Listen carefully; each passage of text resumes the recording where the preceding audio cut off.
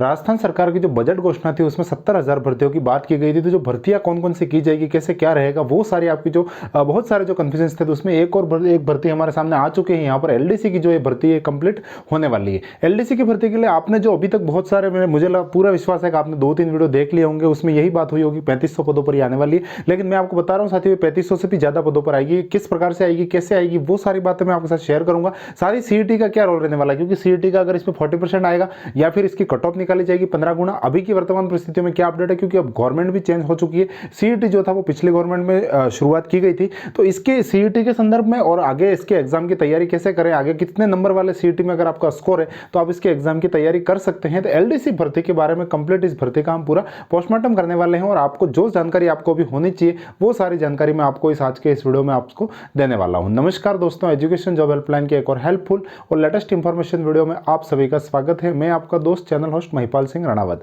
Education update, job update और distance education को लेकर मैं लगातार बात करता रहता हूं। चैनल को सब्सक्राइब करके साथ जुड़ जाइएगा, आपको पक्का 100% बेनिफिट मिलेगा। तो यहां पर हम आज की इस भर्ती की अगर हम बात करते हैं तो जो एलडीसी भर्ती 2024 से जैसे 70,000 पदों पर भर्ती की घोषणा हुई थी, उसके बाद अब मान लीजिए आप ये 3-4 3,500 4,000 पदों की ये जो वैकेंसी है ये फुल क्लियर हो चुकी है। क्योंकि यहाँ पर जो राजस्थान सरकार के जो सूचना डिपार्टमेंट, वहां से पूरा कंप्लीट इसका प्रेस नोट जारी हो चुका है कि इतने पदों पर ये भर्ती आयोजित करवाई जाएगी। सामने लोकसभा चुनाव है, लेकिन फिर भी इससे पहले भी आपके जो फॉर्म इसके बहुत जल्द शुरू हो जाएंगे और आपको ये बहुत अच्छी वैकेंसी दिख रही है। अब आपकी बात ये है कि वैकेंसी आ रही है, वैकेंसियां जा रही हैं और भी वैकेंसियां आएगी, लेकिन आपको जो है समय से उसके ऊपर किस प्रकार से क्या फोकस कर पाना है, उसका जो डिसीजन लेना है उसमें थोड़ी मैं आपकी हेल्प कर पाऊंगा। क्योंकि यहाँ पर एक सीईटी का जो पैच है वो और एक इसमें कंप्लीट फंसा हुआ रहता है, जिससे स्टूडेंट्स को काफी ज्यादा प्रॉब्लम्स रहती है। लेकिन हम सीईटी को लेकर सारी इस भर्ती के बारे में फुल इंफॉर्मेशन की बात करेंगे। तो किसी भी भर्ती की अगर हम सबसे पहले बात करते हैं तो इसमें जो टोटल जो सूचना विभाग की तरफ से, जो इंफॉर्मेशन डिपार्टमेंट की तरफ से भी जो सूचना दी गई,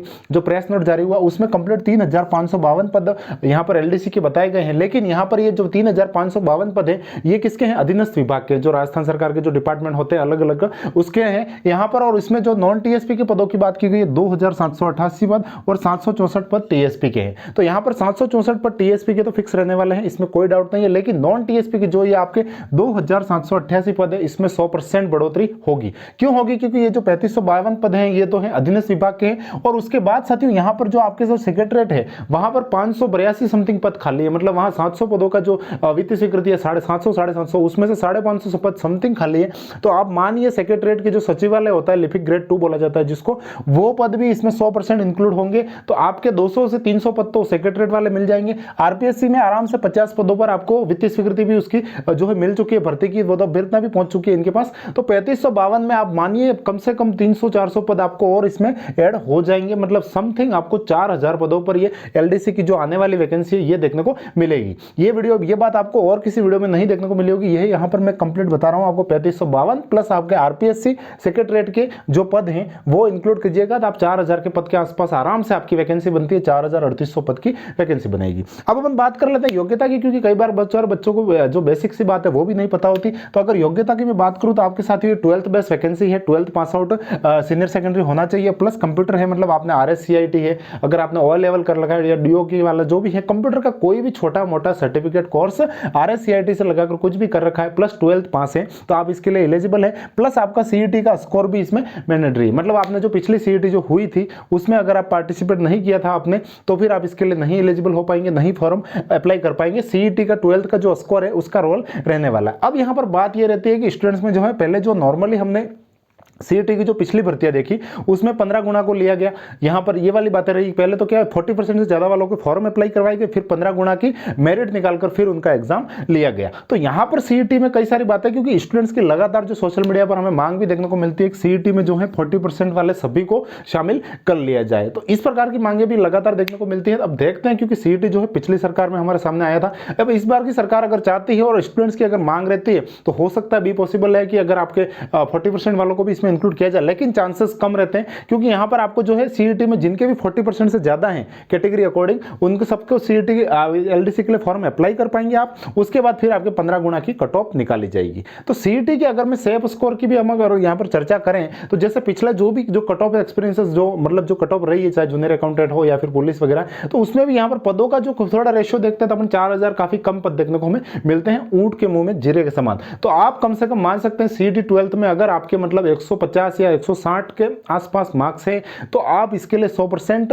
तैयारी के लिए लग सकते हैं। 160 प्लस है तो आपको लगना ही है 100%, इसमें कहीं कोई लापरवाही नहीं है। 150 से 145 से पर अगर कैटेगरी अकॉर्डिंग और थोड़ा इसमें देखें तो कुछ वेरिएशन आ सकता है, लेकिन आपको 150 से ऊपर पद है, सीईटी 12th स्कोर आपका है, तो आपको इसकी तैयारी करनी है। और इसकी तैयारी आपको कहीं कोई नुकसान नहीं देगी। बेसिक सा सिलेबस है, सारी चीजें हैं आप यहाँ तैयार करेंगे। तो केवल एलडीसी के लिए तैयारी नहीं कर रहे, आप और किसी भर्तियों की भी तैयारी करेंगे। हालांकि जो भर्ती कॉम्बिनेशन की बात है वो भी मैं अभी करूंगा। बाकी बात यह है कि सीईटी के 15 गुना के आराम से आप ये मान सकते हैं 150 160 से प्लस है, आप 100% आपको तैयारी करनी है और आपके लिए ये भर्ती बहुत अच्छा मेल का पत्थर साबित हो सकती है। भर्ती प्रक्रिया की अगर मैं बात करूं तो आपका जो है सीईटी की कट ऑफ आ जाएगी। अगर 40% हुआ तो सबसे बेस्ट है, सबको मौका मिल जाएगा। नहीं हुआ तो 15 गुना ही होना है, लगभग 80% चांसेस 15 गुना है, क्योंकि बाकी ये चीजें तो परिस्थितियों के अकॉर्डिंग रहेगी और थोड़ा चांसेस कम नजर आते हैं क्योंकि जो अधीनस्थ बोर्ड है उसको जो पिछली सरकार के जो है उस निर्देशानुसार उसी अकॉर्डिंग काम चल रहा है। भर्ती प्रक्रिया में अगर मैं बात करूं तो आपका जो है सीईटी में ये कट ऑफ आ गई। उसके बाद फिर आपका पेपर फेज 1 होगा, जो रिटन पेपर होगा ऑब्जेक्टिव टाइप में। उसमें क्या रहेगा, फेज 1 में जो अगर आपके सिलेबस की मैं बात करूं, क्योंकि जो एग्जाम होने वाला है सबसे पहले तो आपका जो एग्जाम रहेगा उसमें पेपर 1 और पेपर 2 दो पेपर आएंगे। और पेपर 1 में आपका 3 घंटे का पेपर रहेगा और 100 अंक आएंगे। आप 100 अंक का पेपर रहने वाला है जिसमें जीके, जनरल साइंस और गणित रहेगी।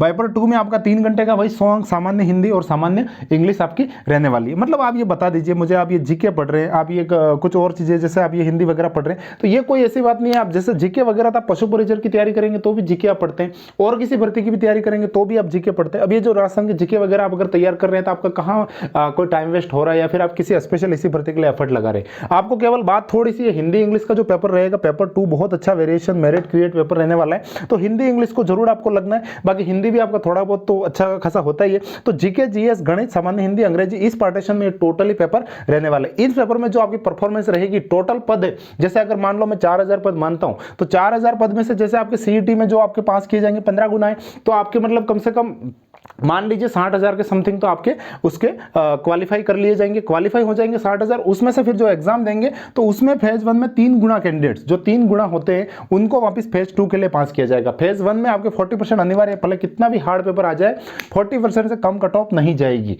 उसके बाद फिर आपका फेज 2 आ जाता है। फेज 2 में भी आपको जो टाइपिंग टेस्ट होगा उसमें भी सारे जो 4 पार्ट होते हैं टाइपिंग के, चारों में आपको 36% मार्क्स मिनिमम कवर करना है। अगर उससे कम है तो आप डिस्क्वालीफाइड हो जाएंगे। तो यहां पर ये नॉर्मली होना ही, अगर आपको मेरिट में आना है तो आपको टाइपिंग तो चीज अच्छी करनी होगी। एलडीसी में तो बिना टाइपिंग तो हो भी नहीं पाएगा और आपको सोचना भी नहीं चाहिए फिर, क्योंकि टाइपिंग अगर नहीं भी है तो कोई अभी ना भी टाइपिंग नहीं करवाई जा रही है आपसे। आप अभी एग्जाम की तैयारी कीजिए, टाइपिंग की तैयारी के लिए भी आपको समय मिल जाएगा। सीईटी दे दीजिए, आपका जो एलडीसी का एग्जाम होगा वो दे देंगे, उसके बाद समय मिलेगा। टाइपिंग तो स्किल का खेल है, आप अपनी स्किल है 2-3 महीने, 4 महीने, 5 महीने में आपकी स्किल डेवलप हो सकती है। इसमें कोई बड़ी वाली ज्यादा कोई प्रॉब्लमेटिक बात नहीं है कि मेरे पास टाइपिंग नहीं है तो मैं एलडीसी को मेरे जो सिलेबस है उसी से हटा दूं, ऐसा कुछ नहीं है। आप टाइपिंग अपने स्किल डेवलप कर सकते हैं टाइपिंग की।